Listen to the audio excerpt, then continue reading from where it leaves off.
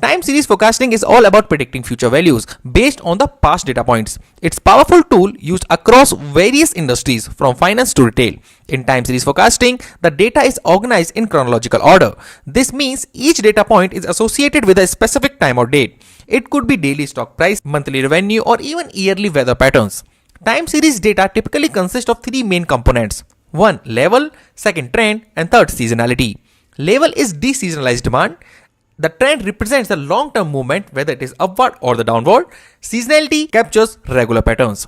By using these three, a demand pattern could be of three types. First, multiplicative, where all three are multiplied. Second, additive, where all three are getting added. And the third one is mixed, where sum of level and trend is getting multiplied by the seasonality factor.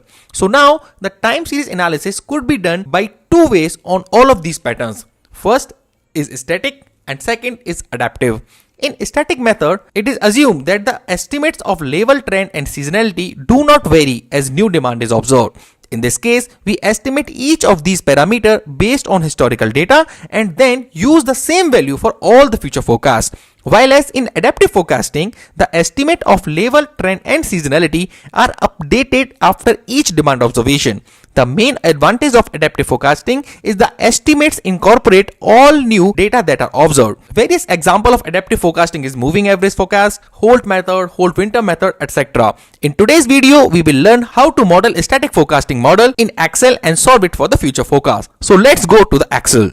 If this clip got your gears turning, then you're going to love the full video on our channel, 10 minutes for supply chain, links in the description below. Don't miss it. Give this video a big thumbs up, drop a comment to share your thoughts, and don't forget to share it with your team. Hit that subscribe button and ring the bell icon for weekly breakdowns of the global supply chain. Join membership button, become a member for exclusive content, early access, and global logistics insights. Thanks for watching, and until next time, stay informed, stay ahead, and always supply smart.